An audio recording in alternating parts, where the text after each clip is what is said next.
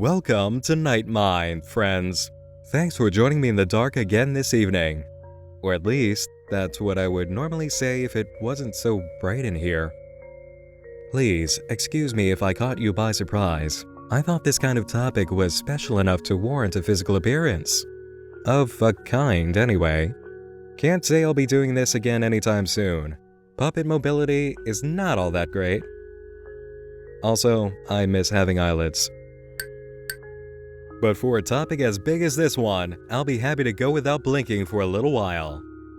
Don't hug me, I'm scared. That's not a command. It's the name of what has to be and, for quite a while, will remain the absolute juggernaut god of creative internet horror in disguise. Everybody knows about this series, and if they don't, I imagine one of the 39 million people who have seen the first episode will tell them about it sooner or later.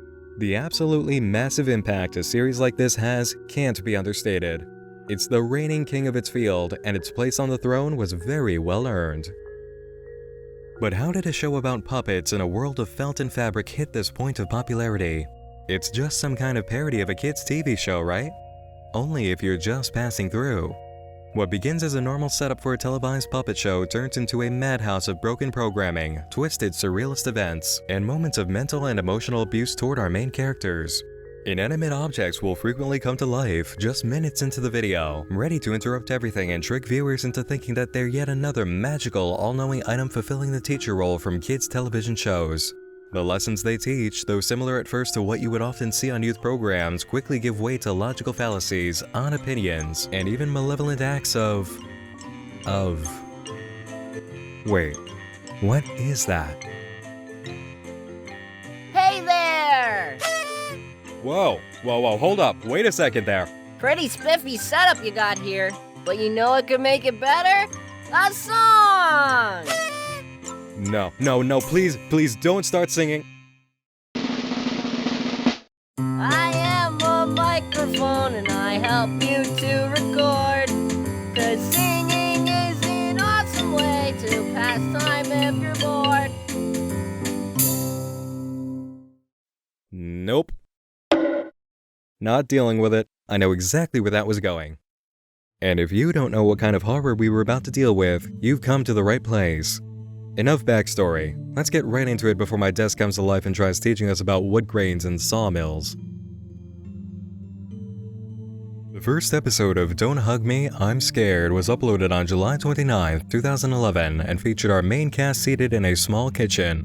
A red monster, a young boy in bright yellow, and a duck wearing a vest. It appears to be morning as they're enjoying some tea and looking over the paper, which bears good news. Stocks are flying high and the British pound is rising in value. But before our characters can take a moment to discuss the economy, they're interrupted by a notebook on the table that flips open, revealing itself to be alive. "What's your favorite idea?" she asks. Hers is being creative, and she's here to teach us about creativity. In a very direct, very specific way. Our first hint of something off about this character comes the moment she's challenged about the lesson being pushed. Red Guy is not impressed by the notebook's hair. He finds her creativity boring. And instead of explaining why using her hair to express herself is great, she just repeats, "I use my hair to express myself." We then move to the window and are asked if the clouds in the sky are exciting. The characters say no, but the notebook says to take another look, and the cloud on the left immediately begins changing. With each new shape, our child character and the duck respond in perfect unison about what they're seeing. If you listen closely, you cannot pick up the voice of the red guy. He's not going along with the lesson because, as before, he declared that he finds this boring. And it is a little boring to witness this cloud exercise. After all, our child character and the duck are doing basically the opposite of cloud watching. What's the first idea that comes to mind when you think of this activity? Two people laying out on the grass on a bright sunny day staring up at the sky, right? And when they spot a cloud, they share different opinions about what they see. They're interpreting their own visions of the amorphous blob known as a cloud, or pointing out one they see that looks kind of like an object or animal, and maybe hearing agreement from the other person before they point out a different cloud. It's all about interpretation and opinion. But here we're shown one cloud, changing form to look exactly like the object both characters are saying it is at the same time. There's no interpretation here. The notebook is directly making that cloud into an extremely specific shape, and instead of yellow guy and the duck sharing opinions, they have exactly the same response, said in the same inflection, at precisely the same time, for every single shape. Creativity or direct manipulation in disguise? I'm already starting to side with the red guy on his opinion of all this. Next, we go from direct coaching to explicit punishment for misbehaving. The yellow guy gets really creative, embracing the lesson by painting a picture of a clown. Or not, as the notebook immediately says he needs to slow down and then destroys it. Did the notebook tell him that was creative before he made it? Of course not, so now it needs to be destroyed in as direct, slow, and explicit a manner as possible for a long, quiet moment in which we only hear the dripping of oil. The next exercise is a bit odd, but our characters go along with it. Collect some twigs and arrange them into their favorite color. The answers from Red Guy and the Duck are both accepted, but when Yellow submits his, he's told that green is not a creative color. And while the clown's hair in his painting is green, the notebook seems to have made that rule up just to spite him after the clown painting incident. The color wheel on the instructional sheet has the primary colors of red, yellow, and blue, but the other two are more obscure choices of tan and brown. The notebook is also a hypocrite. She pulls out an image of a brain that includes a green section, and in the jumping letters for Get Creative that come immediately after, we have green letters right alongside the approved colors of blue and red. Green really might be a creative color, but because the notebook needs a reason in line with her lesson to punish Yellow Guy for displaying true creativity through free will, she has to make up a rule for him to have broken that keeps her true intention hidden, keeping people subservient in performing creative actions. If the authority doesn't tell them what to do in regards to creativity, it's not actually creative. This mental abuse ramps up to 11 when our characters are told to get creative, each with their own colored table. After the duck puts down a letter D, we see the original scene of the kitchen, followed by a flashing transition into a digital translation of the room. The camera rotates around as the room is deconstructed, revealing a crew filming the scene. What we've been witnessing is a television show. Once the camera is seated back at its original position and the room has rearranged itself, we spot a major change. Our yellow guy and the duck are now huge. They're much bigger than they were before the whole shift occurred. We leave the digital space and see that our puppet characters have now been replaced with people in suits wearing large heads, just like the red guy. Most viewers remember the horror show that comes next. Wild dancing beneath a floating demand to get creative, the arrival of an intense rainstorm, desecration of a heart with glitter, and the slicing open of a cake with the demand to get creative that has raw meat inside. The new actors celebrate in a group hug, the duck spells out death, and the meat from the cake is pulled through the mouse hole in the wall. All throughout this, our characters have spastic fits while the notebook watches. Our original cast back in the kitchen because they're seeing this take place instead of actually doing it. The echoing scream as we fade out of the entire sequence and back to the kitchen helps confirm that it's more of a hallucination than a real event. After all, imagination is just another form of being creative, and seeing that the notebook has been guiding this entire course on being creative, it's not hard to come to the conclusion it was a forced hallucination. The notebook's end statement pretty much sums up the point. Now, let's all agree to never be creative again. The horror segment works on two tracks of meaning.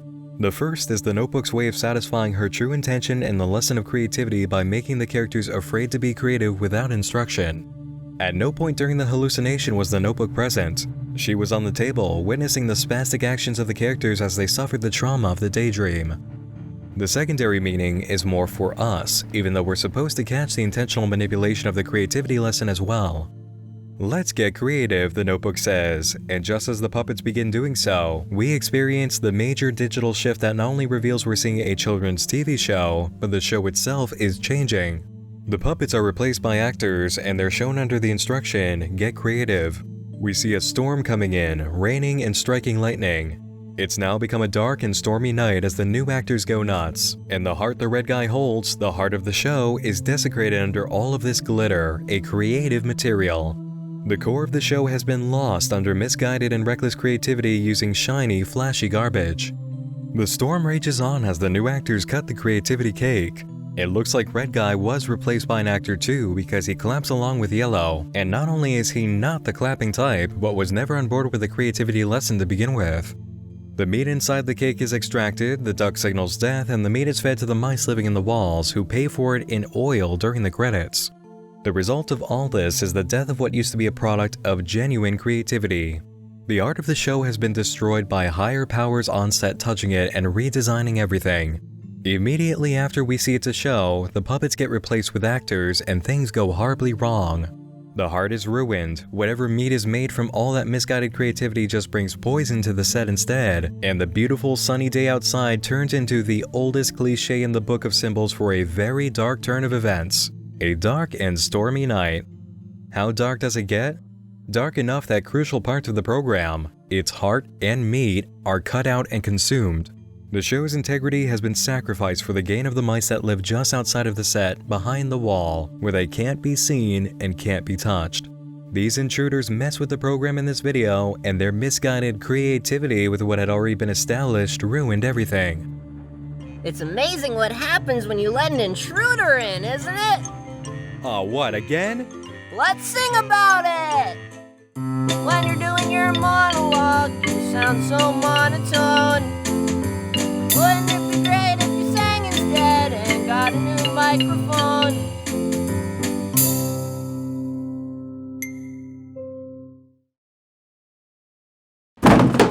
I'm very happy with the microphone I have.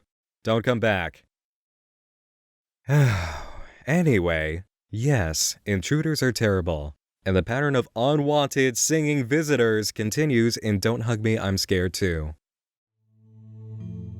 Our characters are seated in the living room around the TV, waiting for their show to come on. The day has not changed from June 19th, which is interesting, but more so is what we catch on Red Guy's side of the room. There's a cigarette on the table, and on the shelf behind him we can see the notebook. There's also an interesting picture of the 3 cast members, which we get a closer look at after this video's intruder, the clock, comes in and starts to sing. The date on here is clear enough to see. 19/6/55, the method used in the United Kingdom for expressing June 19th, 1955. As we glide from this picture to an image of nothing representing the future, we see Yellow Guy's painting of the clown, a dark reminder of our first lesson on creativity. This teacher does not mess around. When the first refusal to play along comes from the duck, proclaiming they're already clean and don't need a bath, the clock just ignores him and begins scrubbing Yellow Guy. If he says it's bath time, then it's bath time. He then contradicts himself in describing time by saying it's a ruler to measure the day and is also a merry-go-round. Time is somehow a straight line and a circle. The next refusal to play along comes from the Red Guy, who says they don't want to go on a journey through time. They'll miss their show. The clock's response is pretty cold. Don't be stupid, friends! We then go to Victorian times, where all the characters, including the clock, mention cobbles as being a staple of the era, and we even catch what seems to be a cobble store. There's also a nice rat meat vendor, which has to be a profitable venture judging by the rat that runs past in the background during this scene. We'll get to the subject of rats later on. Right now, let's check out this picture of our child character, the Yellow Guy, on a wanted poster for the price of £1,906. Again, a 19th of June reference. Apparently, all that really matters about the Victorian era to the clock is the use of cobbles and the presence of rats. We move on to an early expression of time as the enemy of life during an examination of trees and fruit which wither and die as time goes on. The next part is extremely clever and very much a moment of blink and you'll miss it. The duck is putting together a house of cards as the clock is teaching, which angers him and he breaks it. There's a time and a place for mucking around, he says. And when we turn back to the duck, he's fully obedient of the clock again, giving an example of birthdays as a place to just have fun and muck around. And the duck has been rewarded for his obedience. The scene moves by so quickly, you'll almost completely miss it if you're not watching closely. There, on the duck's vest, is a prize ribbon. It certainly wasn't there before either. Take a look at the shot of the duck building his house of cards, and immediately after he's reprimanded and gets back in line with the program. The Red Guy joins in, mentioning camping as another fun time activity, followed by Yellow Guy suddenly introducing us to a new character, his father. "I'm friends with my dad," he says. Notice how the camera hovers on the father's face and the sky suddenly darkens behind him after a moment, only to be light and blue again once we turn back to the Red Guy? Remember this.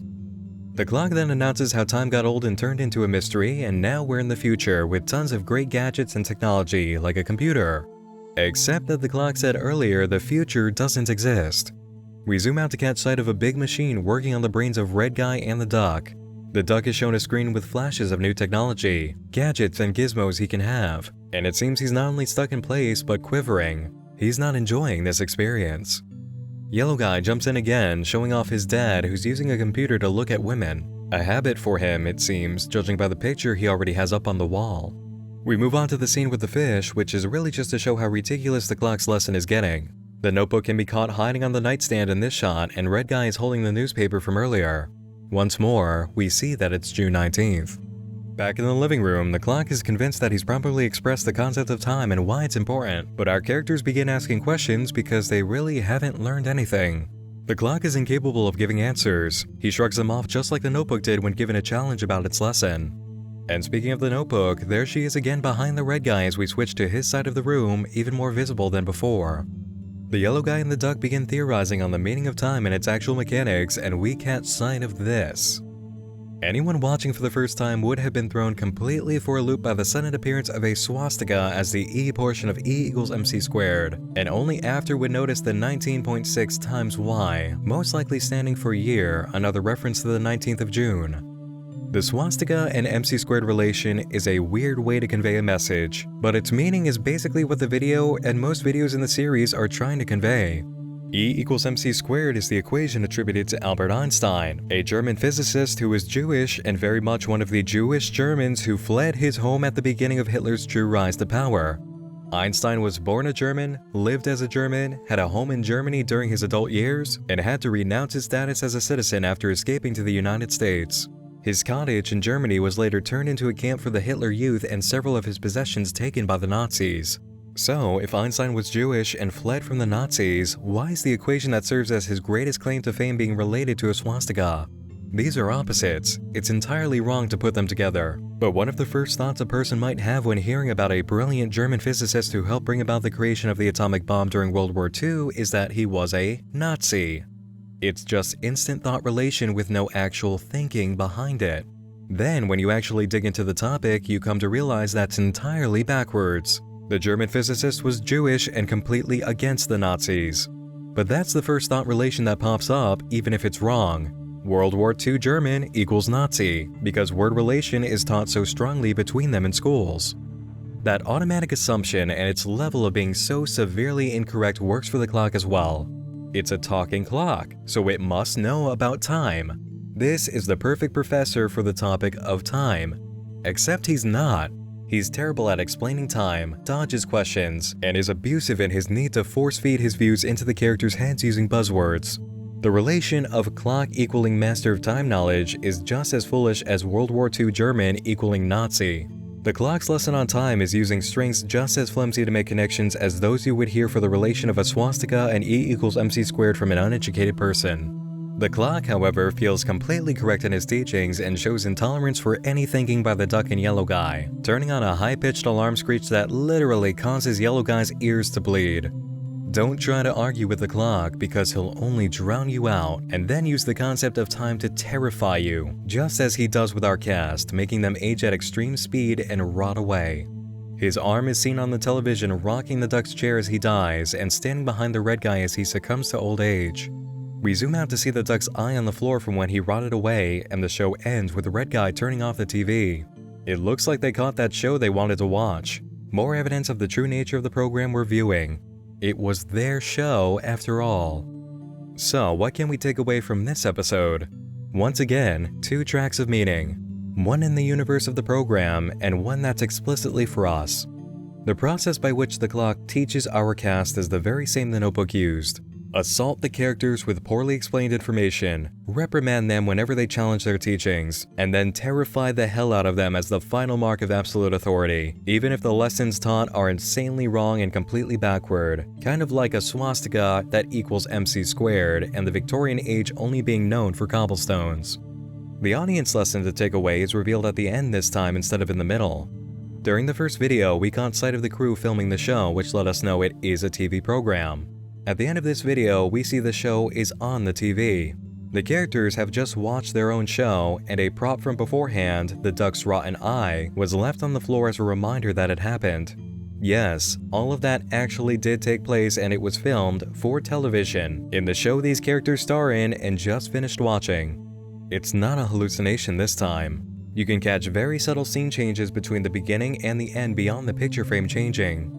The position of the cigarette next to the red guy has changed, the stack of books on the other side of him has been fixed up, and the cloud outside has moved. It might still be June 19th, but somehow this is another day or later time, and the show they just watched is in the past. Why is this important? Because the show we just witnessed, with every last one of its glaring problems and horrible material, was broadcast on TV. Impressionable young people, like our yellow guy, just saw all of that. The next stop on our tour takes us outside YouTube after the appearance of 2 teaser videos, promotional clips for the Kickstarter to complete the series titled Help. We see the characters tied up and filmed on a camera dated 19/6/55, June 19th, 1955. Red guy reads a ransom letter as a kidnapper stands above him with a hammer, looking like some kind of militant. The second part has a very revealing section filming him with a phone where he says,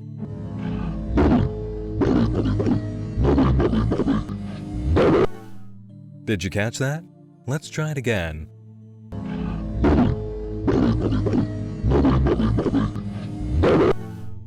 Money. Money, money, money. And there's a gas can nearby with the same symbol seen on the flag from before. We get a sign for help, followed by a US dollar, the British pound, and the euro, another form of currency in the region of the UK, along with a question mark, most likely a stand-in for any other type of currency symbol. The Kickstarter video itself is the big score. We have our characters tied up together under the flag, decorated with that green frowning face crossed out and branded with the British pound. The 4 symbols, $, pound, euro, question mark, are in all 4 corners. The characters begin talking about their situation, with yellow guy asking why they're in his dad's house, although red guy doesn't believe that's where they are. The duck says it smells like rats and gasoline. Gasoline because of the canister on the floor, and another reference to rats for a later discussion. Red guy reads the ransom letter in full, stating, "If you're watching this, then we need your help. We need money. If we don't raise enough, we'll be killed off, and you'll never see us again." As the Kickstarter video plays a run-through of the show's premise and the creator's plans, we catch sight of Yellow Guy's father on the computer uploading a YouTube video called Rat Eats Egg. Once again, a reference to rats. This Kickstarter video reveals so much more than most viewers realized. First, let's start with that date. June 19th, 1955 was a Sunday in the United Kingdom, specifically the 3rd Sunday in June, which meant it was Father's Day. June 19th in 2011, the year of the first upload for Don't Hug Me I'm Scared, was also Father's Day. And of course, the final episode of the series, Video 6, was uploaded this year, 2016, on the 19th of June, otherwise known as Father's Day. So, Father's Day? Pretty important when it comes to the series, and if the importance of that exact day for the series is specifically that it's Father's Day, what's important about the year 1955? The creators could have chosen a whole lot of Sunday, June 19th occurrences: 1960, 1966, 1977, 1983, 1988, and 1994. The year 1955 was chosen for a reason. That reason has everything to do with Don't Hug Me I'm Scared being a television show. In the 1950s, there was only one real channel on the air when it came to TV, the BBC, which was mainly a public service in partnership with the government. Operation of the BBC was funded by selling television licenses, which is similar to paying a cable provider in the US.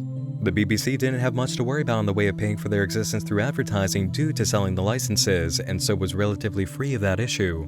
The government had seen commercialized television at work in the United States, and they did not want it in their home. This all changed with the introduction of the Television Act of 1954, a law that was pushed by newly elected government officials who made it possible for there to be anything on the air besides the BBC, and for these new networks to be commercialized.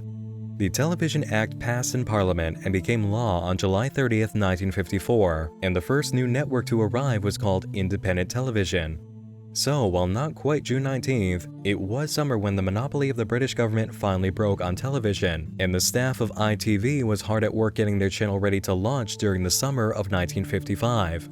Their premiere broadcast was on September 22nd of that year. Shortly before launch, they put together a trailer showcasing what to expect from them. The very first spoken line in this trailer starts up at such an incredibly appropriate moment for our discussion. Watch this.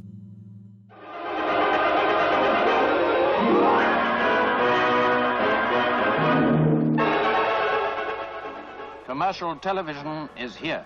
Among those who will bring the new programs to you are Sir John Barbirolli. Commercial television is here, it says, just as ITV presents children's programs as part of its upcoming shows. What better shot could you get for reference material if you're working on a series like Don't Hug Me, I'm Scared and know what kind of message you want to send? Because that's partly what it's all about. Using TV, and quite specifically, children's shows to make money, money, money, money, just like our monstrous militant said earlier. That's why he's holding the characters for ransom. That's why his flag has 3 different symbols for currency on it and a 4th for whatever any other nation's symbol might be. That's why Red Guy's ransom note is worded the way it is. We need money. If we don't raise enough, we'll be killed off and you'll never see us again. Exactly like any television show on a commercialized network. We might also catch that this group either is or was hired by the same intruders behind the scenes using the notebook and talking clock to push an agenda. Take a look at the flag's face. A green circle, frowning, with a big X crossed over it. Green is not a creative color. But do we have any examples of something like Don't Hug Me, I'm Scared appearing around the time of 1955 or in relation to ITV?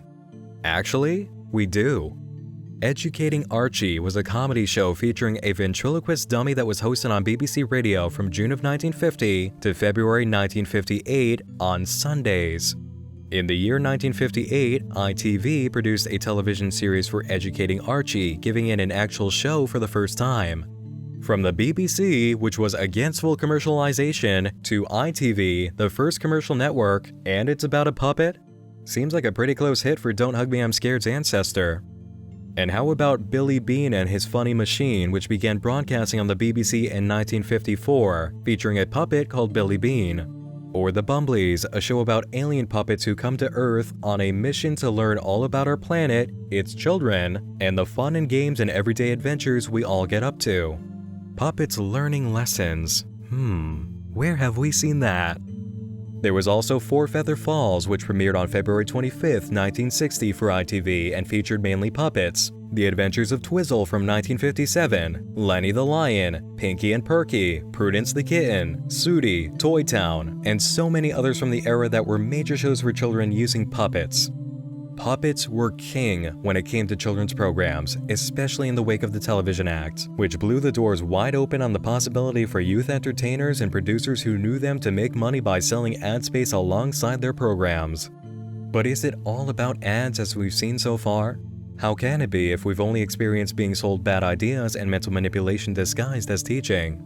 Because that's the other side of the coin as we continue to dive into what the freedom of the Television Act really meant with our next installment, Episode 3. Still missing. Last seen on June 19th. Our characters are now in a position of being well and truly gone. That kidnapping on Kickstarter must have been legitimate. Thankfully, our friends look relatively alright even in captivity, enjoying a nice picnic outside until the duck is irritated by a butterfly that he considers a pesky bee. Yellow Guy runs off, distraught, and is approached by a new butterfly who says it's sad how much hatred there is in the world. Already, we're off on the wrong foot. Who said the duck tried to squash what he thought was a bee out of hatred? But of course, Yellow Guy just goes along with it, caught up in being approached by a little baby pigeon, as he puts it. Yet another sign that he's maybe too susceptible to all these teachers, to say it nicely. Yellow is taken on a journey to learn about love and announces that the tingly feeling he's having is actually hunger, but the butterfly isn't having any of that. No, you're lonely, he declares. That pesky bee is already turning out like our previous teachers. What he thinks is true, what you think is wrong, right down to your own feelings being incorrect. Back at the picnic, the duck and Red Guy finish their chicken and contemplate whether to go after their friend. There's a fair deal of confusion about why the duck stares at the camera for a moment without direction, but that's kind of the point. The action is no longer taking place on their planned and scheduled picnic, so the duck and Red Guy aren't sure what happens now because the show's programming has once again been hijacked by an intruder. They know they should probably go after their friend, but these two aren't used to doing anything they aren't told to. If they were to make their own decision now, that would be creative, and they've already learned how dangerous that is. Dangerous? You know what's really dangerous? Oh my god, really? Cardboard and paper catch fire, you know.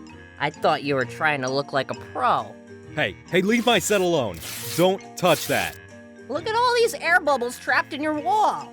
Did you have any clue what you were doing at all?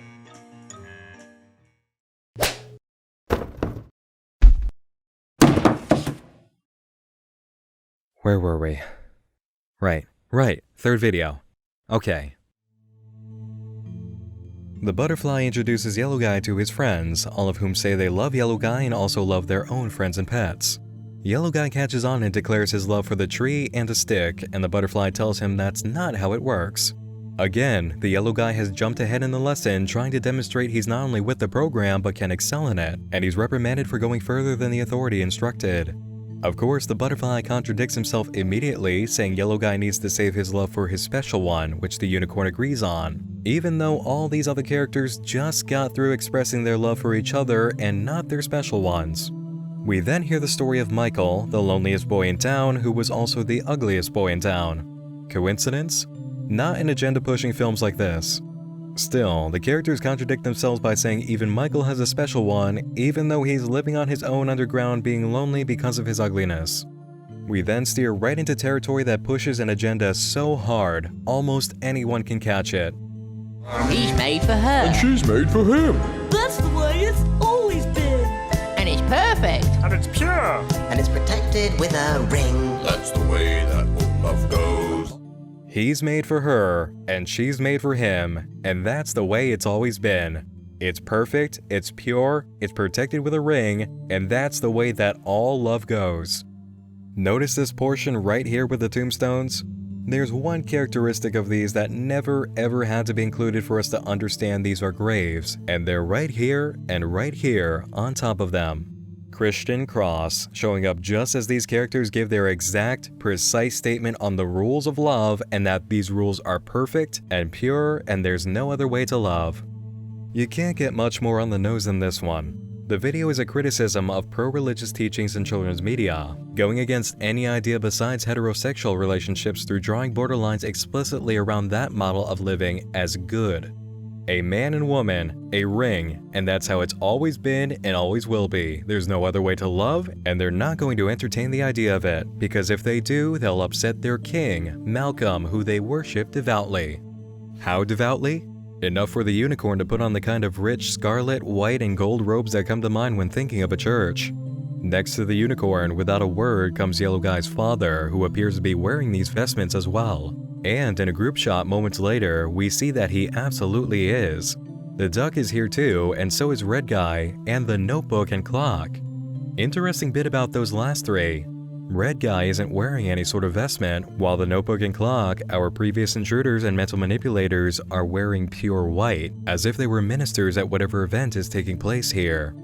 The butterfly presents Yellow with a chance to start anew. All he has to do is change his name, a common religious practice during conversion ceremonies, and clean his brain, and forget anything else he's known before this. He then just needs to put on the ring, join their king, and will never be lonely again, even though he was actually just hungry the whole time. The lessons we've seen so far have been pretty clear in their meaning, but the presentation of this one is right in your face. Two odd pieces of the video's ending that are constantly in question come up next. The sort of worm creature that has the shape of the butterfly without wings coming out of the egg, and the scene during the credits of Malcolm being burned. The larval butterfly will be brought up later, but as far as Malcolm burning goes, there are two groups being burned here. Organized religion with its Malcolm symbol going up in flames, and the gas canister used to set fire to the statue.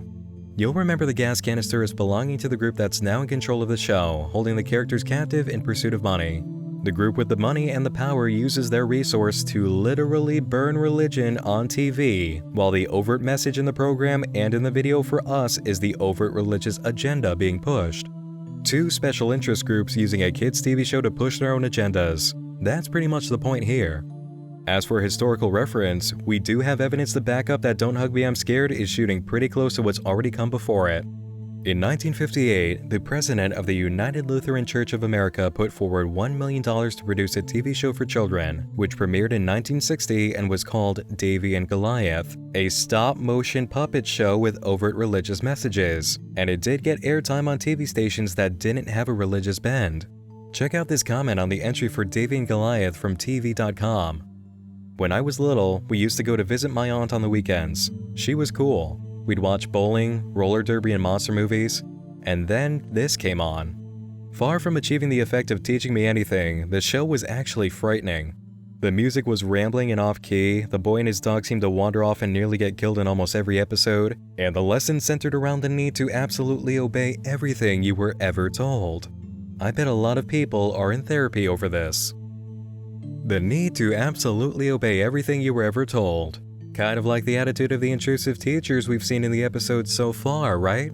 I'd bet Davy and Goliath wasn't the only program like this around the time of 1955, and the UK has probably experienced its fair share of religious agendas in kids' media. Isn't that a little hypocritical? What? The religious media? No, talking about agendas in media while you tell people what to think. Did you remember to set out Kool-Aid for them to drink? An analysis based on recorded evidence isn't an agenda. And how did you get out of your box? The speech of a hypocrite lured me out when I heard a dumb cat who likes to shout. Meow, meow, meow. I'm Nick Nocturne. I know everything. Let me tell you what to think, just like the villains in the show. I'm not a hypocrite. I'm important. Make sure to like and subscribe. No, I'm not telling you what to think. I'm not. Everybody can think for themselves. Differing opinions are good. Interpretation is the best thing.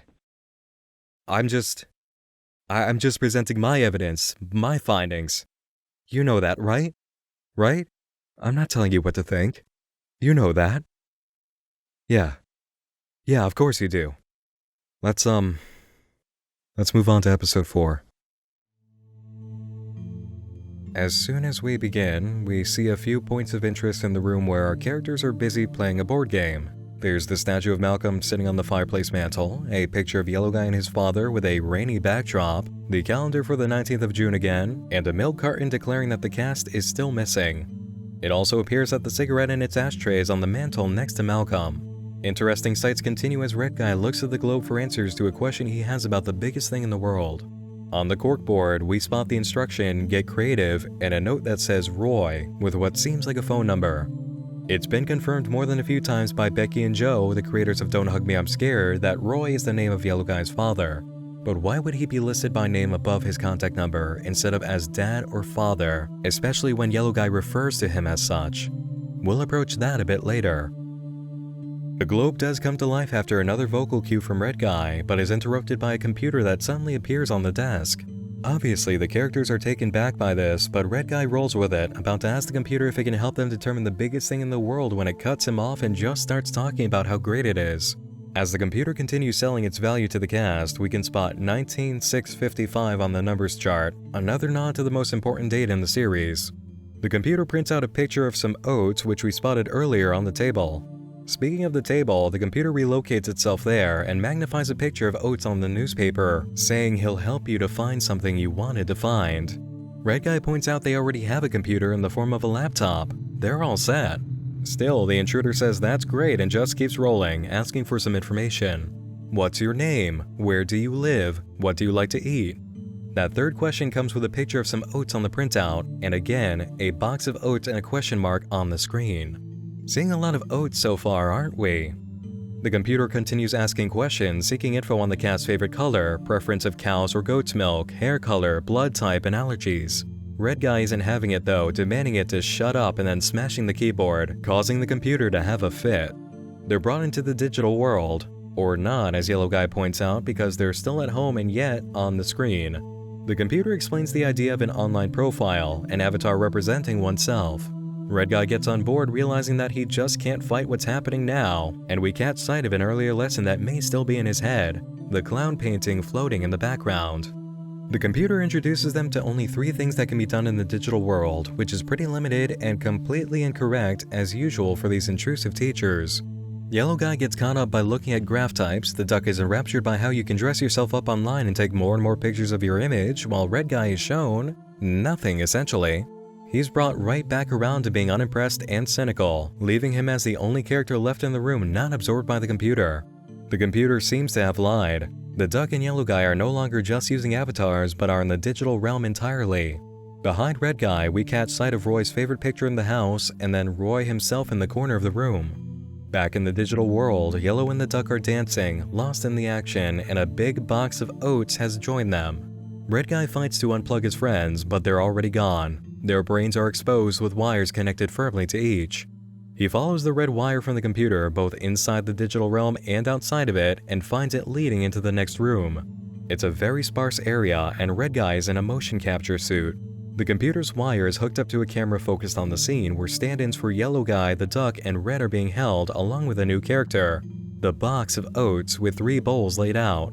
Someone comes along and marks the scene as cut, and Red Guy's head literally explodes.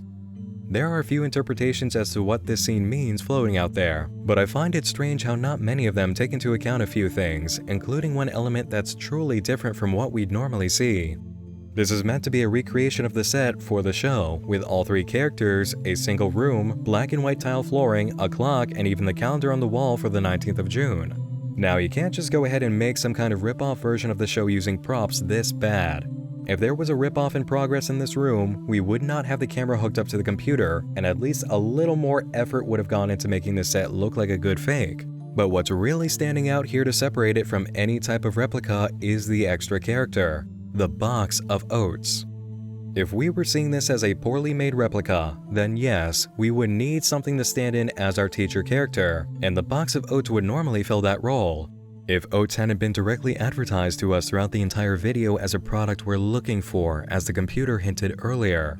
What that computer was doing with the questionnaire was filling out a consumer profile. A whole lot of websites that work for marketing firms do this. It's associated with your computer's IP address and uses information based on your browsing history to push targeted ads directly at you. Ever search for information on a movie and then see Amazon ads about a Blu-ray copy of it following you around online? You've been a victim of targeted marketing using IP address profiles. Learning market demographics for a product is also another major way companies find out who to advertise to. This is precisely why the computer keeps throwing oats in the faces of the characters and why it's digging for information. The message is that it's performing market research while also showing them what it's noticed they enjoy and trying to sell them more of it. But besides that, because this is an episode of the show, we're receiving product placement on 2 fronts. Oats for sale, and computers, which is why the computer just keeps talking itself up as this fantastic thing, even though Red Guy points out they already have a computer. You have a computer already? Great, fantastic, buy another. This is actually pretty insidious, using product placement to serve a secondary campaign of product placement. You know what's even more insidious though? What's actually happening in this room right here. Red Guy leaves the table after several digital copies are made of him and his friends, now stuck in the computer. We know he didn't hang around long enough for the computer to get a good copy of him, which is why he looks like a spaghetti mess on the floor. Yellow Guy and the Duck though, no issues. So, with 2 of the actors digitally copied in full 3D, all that's left is to capture enough of Red Guy to make his copy, which is why he's now wearing a motion capture suit in the room with a camera trained on him. That camera, which is hooked up to a computer, is processing information as we speak. And that computer, with a fully rendered digital copy of Yellow Guy and the Duck, now just needs Red Guy, who is in a perfect position for his image to be captured, all to complete one goal. Recreating the set of the show without any need for the real actors, so they can make an episode or commercial featuring oats, which the studio clearly has a product placement marketing deal with already.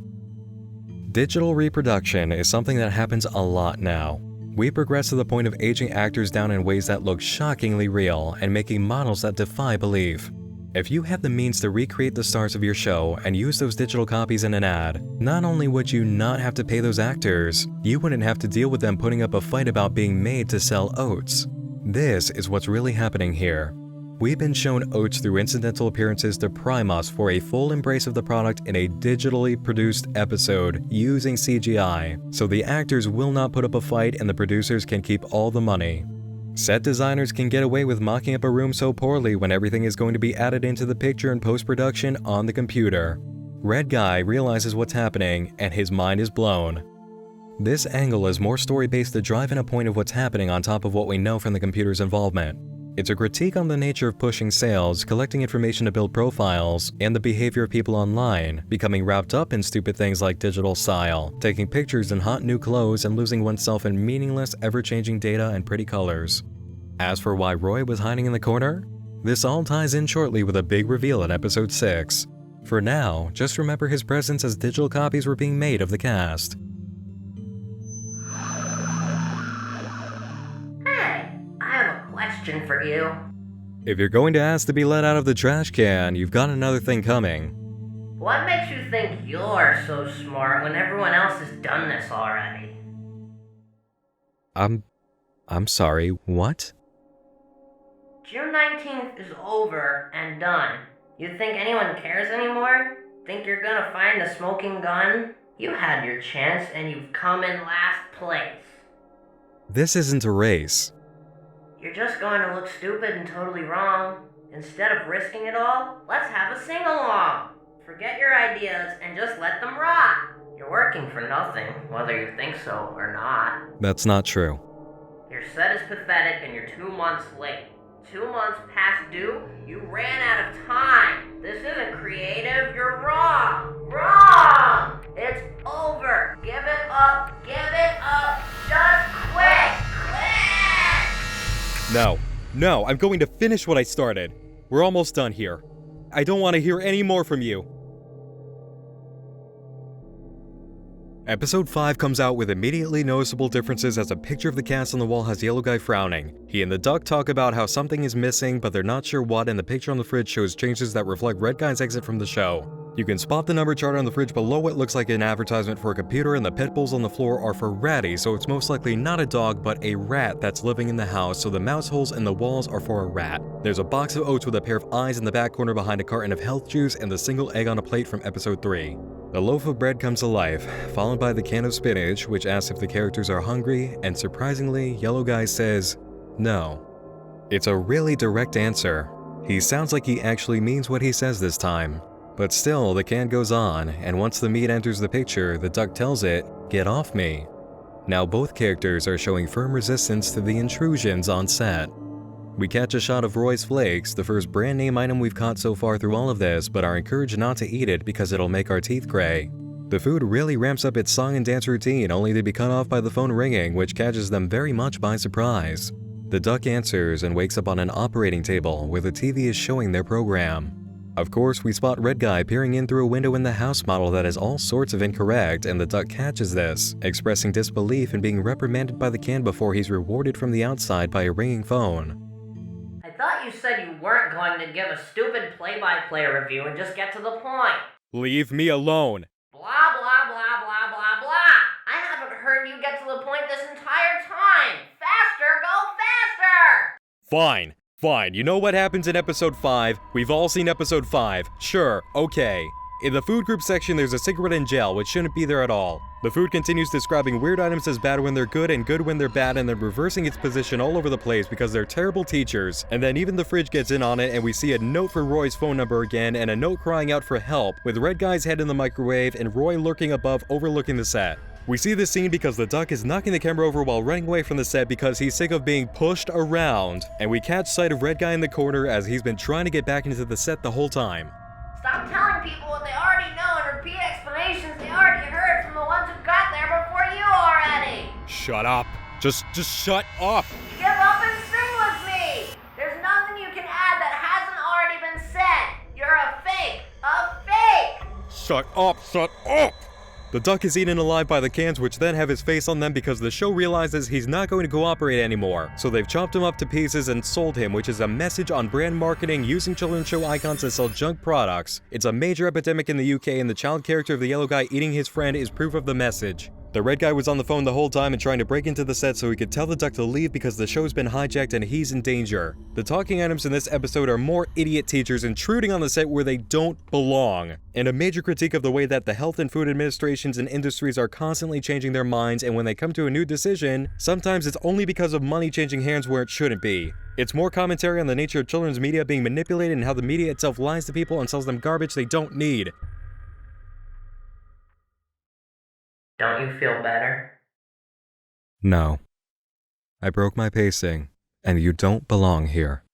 I shouldn't have listened to you. Turn off the camera. There's nothing you can say that someone else hasn't said. Your explanation was made for you by others at least 3 or 4 times. Let's get creative instead. Be creative with me. Sing. Sing. I can't. Just leave. Sing. Just go away. It's easier to quit, and you know it. No, you know what? You're just like everything else in this whole series. You're a hijacker and a liar, preying on the fears and insecurities of people the same way the intruders in the videos do. You spread misinformation and try to mentally abuse people into your way of thinking the same way the lamp does to Yellow Guy in episode 6. He doesn't need to learn about dreams to go to sleep, and he doesn't deserve to be drowned in oil for disobeying a manipulator. He doesn't deserve to deal with the statue of Malcolm on the shelf in his room, indoctrinated by his dad's crazy religion, and the body chart on the wall, and every other reminder in this series of horribly painful and wrong lessons shoved into his brain that just keeps stacking up. This is what media like this does to people. It compounds and weighs them down until their resistance breaks, and they become another mental slave to the agenda the media is pushing in a system designed to create consumers and force mentalities of meddling producers looking to make money and only money. Because that's who the rats are. The ones behind the walls of the set, feeding off the meat of a series they've now cut into pieces with their idea of creativity. Get creative is a motto spouted by whatever advertising team was built to turn a normal children's program into a profit vehicle, which got so bad it drove Red Guy from the set and made him get a horrible, boring job in a bland, boring world that is a product of the lessons these formulated shows have taught. Every single person here is just like everybody else, and when Red tries to turn the tide and inject creativity, it's the song of an intruder who poisoned that whole idea, and he's still booed away for trying. The only action he can take is to destroy the machine that's been built to torture kids like Yellow Guy, whose own father, Roy, is revealed to be in charge and fully aware of what he's been doing, and was letting it all get so bad that they had a cigarette puppet ready to use as an agenda-pushing teacher in a kids show. This was the end goal from the start. If it wasn't, we wouldn't have seen the cigarette 3 times early on. And if they couldn't get away with peddling cigarettes to kids, they were willing to use the gel from the food group, which I'm sure would pay just as much for the same product placement given to Oates. This has been a Father's Day without a father. Roy is an absentee, uncaring figure who lets his child experience whatever trauma may come from the show while he collects money and engages in his own selfish vices. The only time we ever hear the word father is from the larval butterfly in the episode about Love, who gets crushed immediately after claiming himself as Yellow Guy's own son. Just like Yellow Guy and his friends are constantly crushed by the man Yellow Guy calls his father in a machine he designed. Roy represents the entire system of rats that run programs like these and allow their sons and daughters to be exploited for profit. His day, Father's Day, now represents the opposite of what we usually know it to be about. The cast was reported missing just after June 19th, and while an apparent kidnapping did take place just before those missing posters went up, the characters really seemed like they went missing long before the kidnapping. On this Father's Day, the integrity of their show was sold in a sudden opportunity to commercialize children's programming. Even if Roy isn't the head producer, the father of whatever show Don't Hug Me I'm Scared had been turned his back and sold them off. What that show used to be went missing after the Television Act passed, and Yellow Guy's own father was involved in the sale. He might even have been the one to make the purchase, which would explain the existence of Roy's flakes in the show. Even worse was that Roy justified his actions and the treatment of his son in the program through the only thing he's ever said, quoted during an interview with the characters 1 week prior to the release of the final episode. "My silly boy has allowed his eyes to grow arrogant and rude. For this, I will take him on a trip to Punish Land." When selfish, vindictive absentee fathers abandon their children to the mercy of the media, this is the result. And when they sell or exploit their children for profit, or intentionally create media to hurt them on mental and emotional levels such as Roy, a clear master of the industry, they deserve to be vilified and rightfully hated. The long arm of an abusive father can reach you from a distance you wouldn't believe, just as Red Guy learns.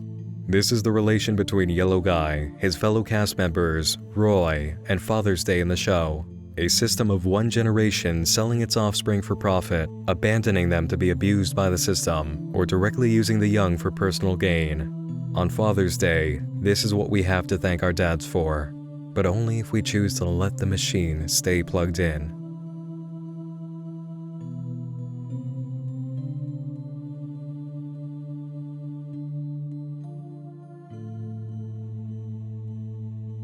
If we defy the false authority of selfish media, we can take back what's ours and have whatever favorite colors we want, free of outsider influence or disapproval. When you stop listening to an authoritarian disguised as a professor, green can be a creative color.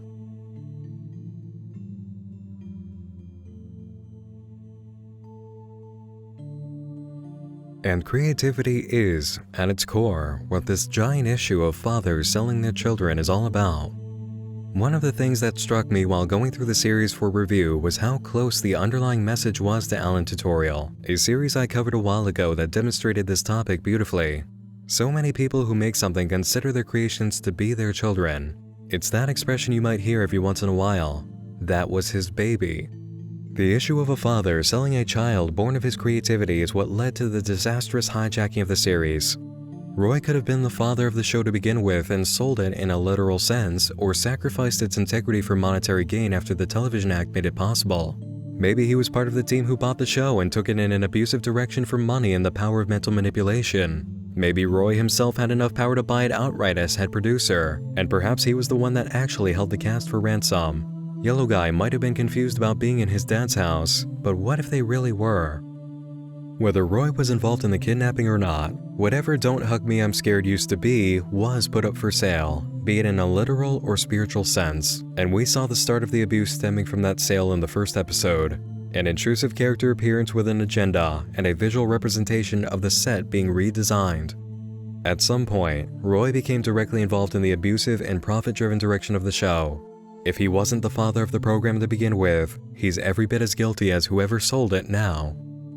This kind of story has taken place a lot over the course of history. Too many times when a creative property or platform is sold, the buyer uses it in a damaging or poisonous way, or just mishandles it entirely and destroys what used to be beautiful. After the Television Act, I believe quite a few programs on the BBC suffered that awful fate, as well as a few creations that jumped at the chance to be on TV. Don't Hug Me, I'm Scared has a message throughout that can be conveyed through just its title and its profile image. When a child is scared, they usually do want to be hugged. The message of Don't Hug Me is contradictory to natural feelings, as if the child has been taught it's something they're not meant to do, in the same way that the program in the series is used to teach wrong, misleading, or even entirely backwards information. As for the profile picture of Yellow Guy looking at his reflection from the video on time, Yellow Guy is a stand-in character for humanity itself, and the act of looking at himself as a message to viewers to reflect on what we've done to ourselves. At least, that's how I see it. In an interview with Metro, Becky and Joe were asked about the theories online, and Becky said they're all correct. Now, are they really all correct in accordance to what Becky and Joe intended as what they meant the show, its symbols, and story to be? Probably not. But Becky's response is, in itself, the meaning. Squashing creativity, denying imaginative interpretation and free thinking is what so many of the villains in the show try to do. Becky's response is pushing back against that idea, supporting the true message for the audience. Do not let others control and break your creativity. Do not let the media make up your mind. Imagination is what sparked Don't Hug Me I'm Scared in the first place and kept it going. It's not only okay to get creative, it's encouraged, even if you are scared. Well, that does it for me. Don't Hug Me I'm Scared, explained. Or my take on it anyway. The most demanded video of all time on the channel finally made. I know there are other video breakdowns and theories out there, and yes, they all beat me to showing up on time to the party. But for what it's worth, I sincerely hope you've enjoyed this tribute and explanation. And if you'd like to see even bigger projects than this, and see them come out way faster than this one did, the Nightmind Patreon is now fully active, with several reward tiers and donation support starting at just $1 a month. Stick around to the end of this video for the credit sequence naming all of the amazing supporters so far, who have given me the ability to do even bigger videos than this one. Yes, I can make even crazier stuff than this now, and it's all thanks to you. I'd like to thank everyone who's been so patient in waiting for this video, and all my current patrons for supporting the Nightmind channel. Thank you for watching, and thanks to Becky and Joe for making Don't Hug Me I'm Scared. If you like this video, feel free to hit the like button, let me know what you thought in the comments section, and subscribe for more coverage of dark and psychological media. Once more, I'm Nick Nocturne, and I'll be back again real soon. Sleep tight.